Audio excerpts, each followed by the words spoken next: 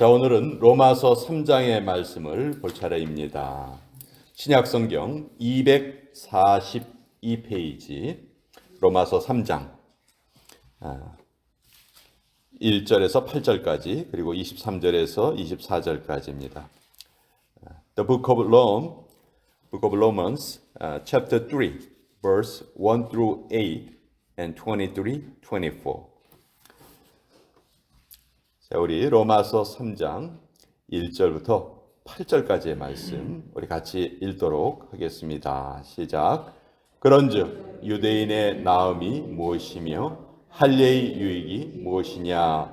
범사에 많으니 우선은 그들이 하나님의 말씀을 맡았음이니라. 어떤 자들이 믿지 아니하였으면 어찌하리요?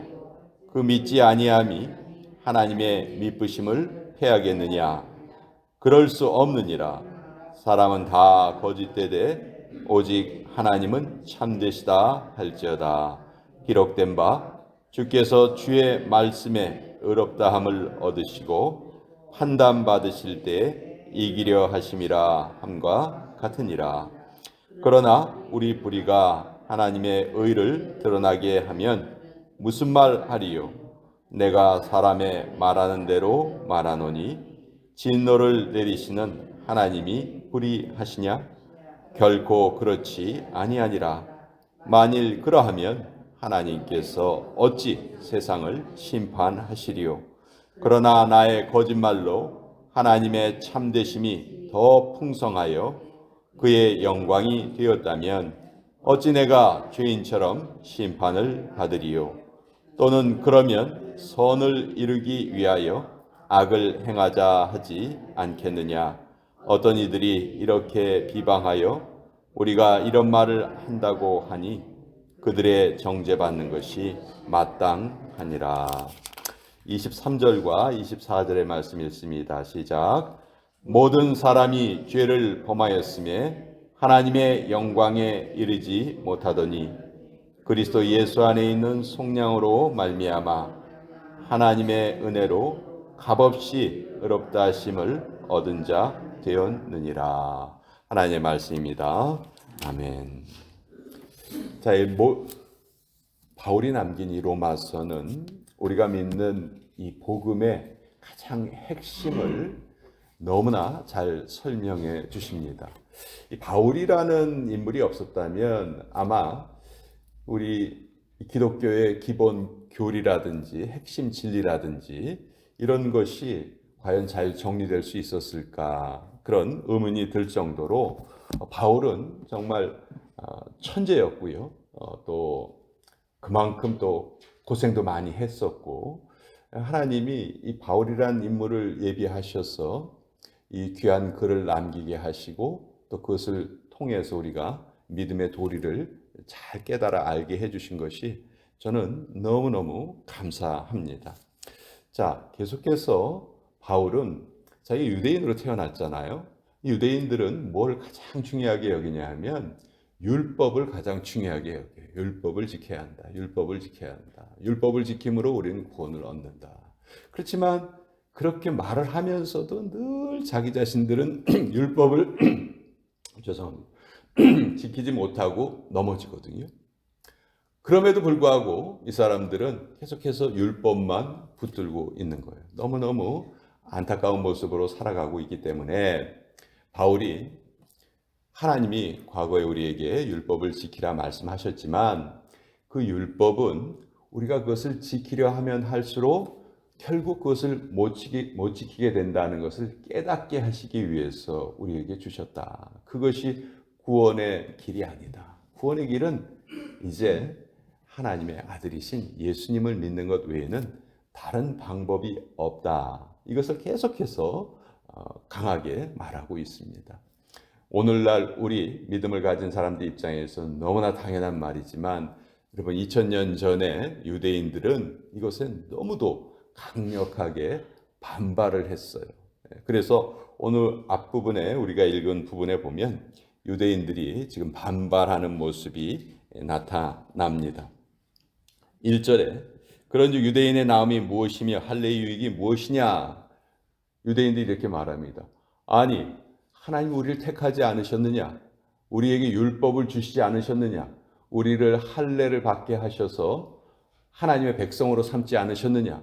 이것이 우리의 자랑거리가 아니냐? 바울아, 이것이 우리에게 소용이 없다는 말이냐? 이렇게 지금 말하고 있는 거예요. 바울은 아니다. 우리 유대인이 참 하나님 앞에 소중한 존재다. 첫째, 범사에 많지만 가장 중요한 것은 뭐냐면 우선은 그들이 하나님의 말씀을 맡았음이니라. 하나님의 말씀이 바로 우리 유대인을 통해서 전 세계에 전해지게 하셨다. 예수님이 바로 우리 유대인으로 유대인의 몸을 입으시고 이 땅에 오셔서 우리의 메시아가 되어주셨다. 이것이 우리 유대인의 가장 큰 어떻게 보면 특권이다. 우리가 이런 특권이 있다는 것을 나는 부정하지 않는다. 그런데 너희들은 뭐라고 얘기하냐면 우리는 아브라함의 자손이므로 하나님이 무조건 우리를 선택하시고 우리를 구원하실 것이다. 이렇게 너희는 주장하고 있다. 3절에 보면 어떤 자들이 믿지 아니하였으면 어찌하리요? 그 믿지 아니함이 하나님의 미쁘심을 패하겠느냐? 넌 지금 예수 그리스도를 믿어야 한다고 하는데 자, 우리 유대인이 예수님을 믿지 않았다고 치자. 그런데 우리는 예수님을 믿지 않았어도 이미 하나님의 백성이라는 약속을 받지 않았느냐? 그러니 예수님을 믿지 않아도 우린 구원받는 거 당연하지 않느냐? 이렇게 유대인들이 지금 반발하고 있는 거예요. 그랬더니 이제 바울이 설명하는 것은 4절에 그럴 수 없느니라. 사람은 다 거짓되되 오직 하나님은 참되시다 할지어다. 너희들이 지금 뭔가를 오해하고 있다. 하나님이 유대인들을 구원하시겠다는 말을 너희는 종족의 의미로 생각하고 있는데 그것이 아니고 하나님이 우리 유대인을 통해서 이 땅에 메시아를 보내시고 그 메시아를 믿으면 구원을 얻게 하시겠다는 것이 하나님의 뜻인데 너희는 그걸 생각하지 않고 무조건 유대인이면 구원받는다 이렇게 잘못 생각하고 있으니 그것은 너희가 바른 태도가 아니다. 너희가 지금 성경을 오해하고 있다. 지금 바울이 이렇게 설명해 주고 있는 거예요. 제가 얼마 전에 한 전도자가 뉴욕 한복판에서 열심히 하나님의 복음을 전하는 영상을 봤어요. 그런데 그 여러 사람들이 그걸 듣고 있다가 젊은 여성이 이렇게 반발을 했어요. 당신은 지금 예수님을 계속 전하고 있는데 난 예수님의 존재를 믿지 못하겠다. 당신 혹시 예수님의 출생증명서를 나에게 보여줄 수 있느냐? 그렇다면 난 바로 이 순간 예수님을 믿겠다. 나에게 예수님의 출생증명서를 보여달라. 이렇게 말을 했어요. 그랬더니 이제 이 복음을 전하는 자가 그 당시에는 출생증명서라는 것 자체가 존재하지 않던 시기입니다. 2000년 전에 병원에서 무슨 출생증명서 같은 게 어디 있겠습니까? 이렇게 이제 대답을 해줬어요. 그랬더니 그 질문을 한 사람이 그 전도자를 향해서 당신 너무 뻔뻔합니다. 어떻게 그런 말로 내가 한 질문을 그렇게 피해 가려고 합니까? 그랬더니 이 전도자가 대답하기를 내가 뻔뻔한 게 아니고 저는 오히려 당신이 더 뻔뻔하다고 생각합니다. 당신은 분명히 2000년 전에 예수님의 출생증명서라는 것이 그 자체가 존재하지 않는다는 것을 나보다 더 잘 알고 있을 겁니다. 그런데 존재하지도 않는 그것을 나에게 보여달라고 말하고 그것을 봐야지만 내가 예수님을 믿겠다고 하는 것은 당신은 이미 예수님을 믿지 않으려고 작정을 하고 나에게 말을 하는 것이지 믿음을 구하려는 그런 태도로 나에게 말하는 것은 아닙니다. 이렇게 아주 정중하게 대답하는 것을 봤어요. 또 어떤 사람은 성경에 왜 공룡 이야기가 없습니까? 성경이 하나님의 말씀이라면서요. 공룡 이야기도 없는데 이 성경을 어떻게 내가 믿을 수 있겠습니까? 이렇게 질문을 하더라고요. 그랬더니 그 사람이 또 대답하기를 성경은 그 목적이 이 세상에 있는 모든 현상을 설명하기 위해서 기록된 책이 아닙니다. 성경은 예수님이 누구신가, 성경 전체가 예수님이 누구신가 그것을 우리에게 알려주시기 위해서 특별한 목적을 가지고 기록된 책이기 때문에 그 성경은 자연과학서적이 아니라서 공룡의 이야기는 성경의 관심사가 아니기 때문에 기록되어 있지 않습니다. 이렇게 대답을 하는 것을 봤어요. 자, 우리가 복음을 전하려고 애를 쓰다 보면 수없이 많은 반론에 우리가 부닥치게 됩니다. 바울도 똑같았어요. 그런데 바울은 이제 그것을 가장 어떻게 보면 당시의 최고의 지식인으로서 바울이 할 수 있는 최대한의 설명을 지금 하고 있는 거예요. 자, 5절서부터 8절까지는 아주 또 재미있는 그런 유대인들의 질문입니다. 자, 그러나 5절에 보시면 우리 불의가 하나님의 의를 드러나게 하면 무슨 말 하리요? 내가 사람의 말하는 대로 말하노니 진노를 내리시는 하나님이 불의하시냐? 결코 그렇지 아니하니라. 예. 자, 만약 우리가 뭔가를 잘못을 해서 하나님의 의가 드러났다면, 즉 우리가 율법을 열심히 지키는 것을 통해서 그것이 사실은 지킬 수 없다는 것이 드러난다면, 그것을 통해서 네가 말하는 대로 메시아를 통해서만 구원을 얻는다는 것이 증명이 된다면, 우리는 율법을 열심히 지키려 하는 것이 꼭 필요했던 거 아니냐. 예를 들어서 이런 거죠. 가룟 유다가 예수님을 배신을 했기 때문에 예수님이 십자가에 매달리신 것이지, 가룟 유다가 없었으면 예수님이 어떻게 십자가에 매달리셨을 것이며, 예수님이 십자가에 매달리지 않으셨다면 구원을 이룰 수 없으셨을 텐데, 그렇기 때문에 가룟 유다는 꼭 필요한 존재 아니었느냐. 가룟 유다는 예수님의 구원을 이루기 위해서 꼭 필요한 존재고, 오히려 예수님께 상을 받아야 될 존재가 아니냐. 그런 논리예요. 그런 논리로 지금 유대인들이 말을 하는 겁니다. 우리가 율법을 지키지 못하는 게 메시아의 의를 드러낸다면 우리도 칭찬받아야 되는 거 아니야? 이렇게 지금 주장하는 것이죠. 그러니까 이것에 대해서 6절에 결코 그렇지 아니하라. 너희가 하는 말은 그건 말도 안 된다. 만일 그러하면 하나님께서 어찌 세상을 심판하시리요? 하나님은 세상의 잘잘못을 다 판단하시고 잘못한 자를 심판하시는데, 잘못한 자들이 내가 잘못한 것은 저 사람이 잘한 것을 더 돋보이게 하기 위해서, 드러내기 위해서 제가 일부러 잘못한 거예요. 그러니까 제가 잘못한 것은 꼭 필요한 거예요. 이렇게 말하는 것과 똑같다는 거죠. 그러니까 그런 것은 말도 안 된다. 너희들이 하는 그런 말은 결코 받아들일 수 없는 말이다. 이렇게 말하고 있습니다. 7절과 8절도 또 같은 의미죠.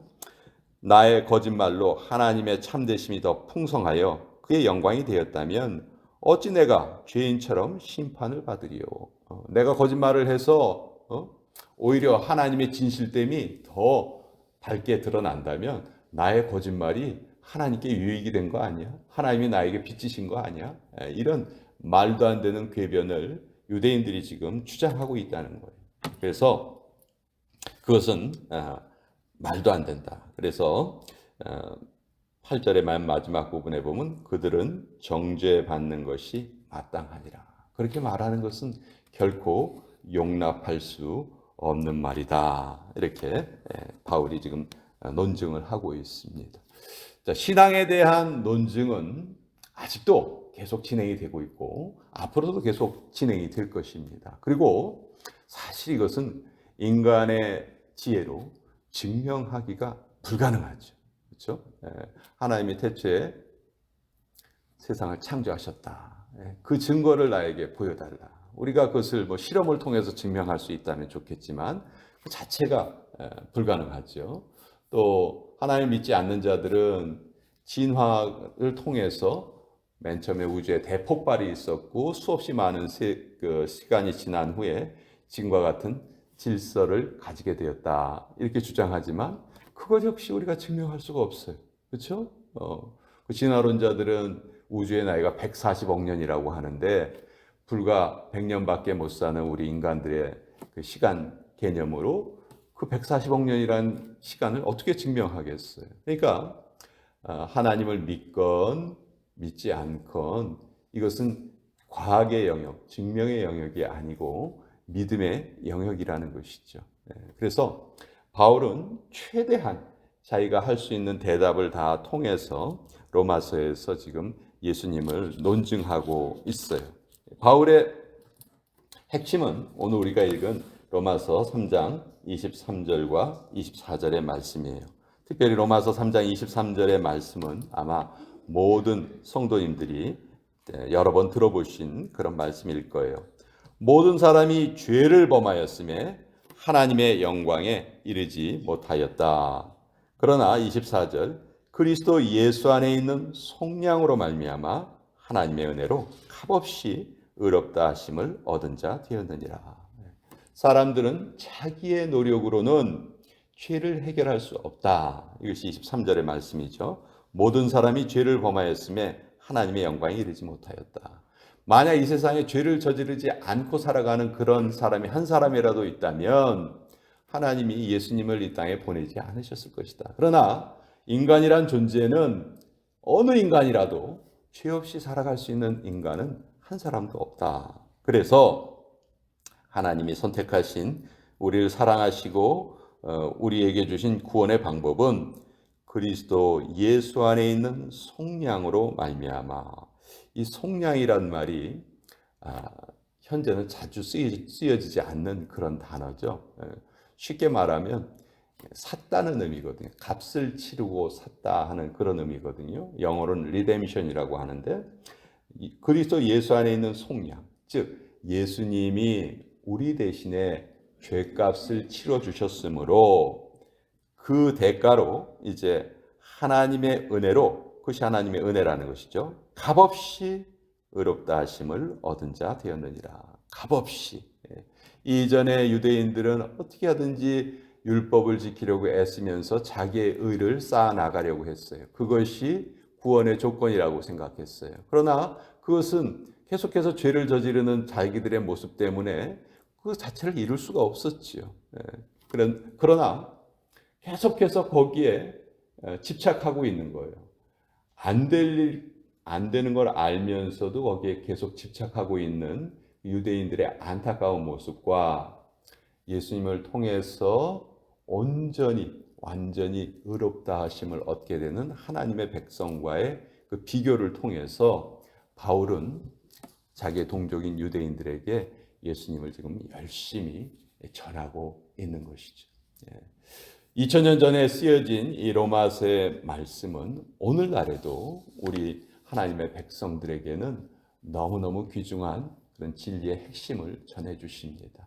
우리가 늘 행위 구원론이 있고 믿음 구원론이 있는데 사실 행위라는 말 자체가 우리가 좀 오해하기 쉬운데 행위도 물론 우리에게 너무 중요합니다. 오늘 우리가 이렇게 모여서 예배하고 또 하나님의 백성답게 선을 행하고 살아가고 이 행위는 너무너무 중요하죠.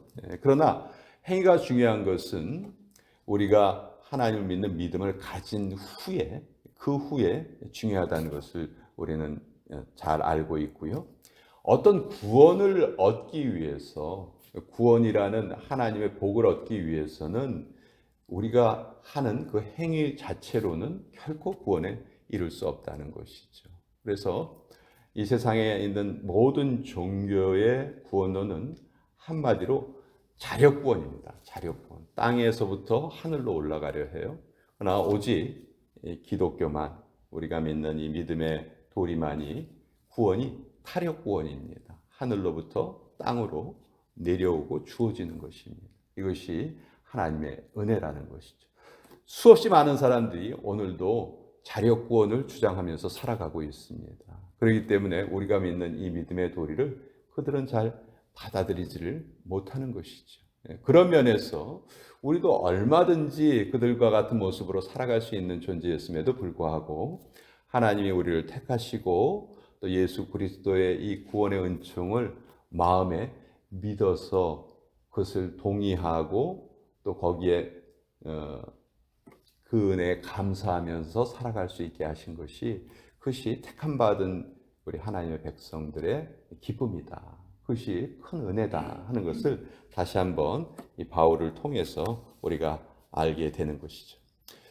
하나님을 믿지 아니하려는 사람은 아까 제가 질문을 두 가지 예를 들었지만 수없이 많은 이유를 대면서 우리 예수님을 부인하려고 하고 부정하려고 하죠. 어떤 경우에는 아예 예수님을 믿지 않으려고 작정을 하고 달려드는 경우도 참 많습니다. 그러나 바울은 자기가 최대한 설명을 하다가 자기가 가진 모든 것을 다 동원해서 설명을 하죠. 그렇지만 마지막 순간에 너무 그들이 잘못된 질문을 하면 바울은 책망을 합니다. 그것은 잘못된 것이다. 너희가 정죄받는 것이 마땅하다. 이렇게 말을 하죠. 복음은 너무너무 단순합니다. 예수님을 통해서 우리가 구원에 이른다 하는 것은 너무너무 단순해요. 그렇지만 단순하기 때문에 어떤 점에서는 더욱더 위대하고 그래서 모든 사람들에게 그것이 하나님이 내려주시는 그런 선물이다 하는 것을 다시 한번 깨닫게 됩니다. 자, 오늘 이 말씀 같이 한번 나눠보았고요. 이제 내일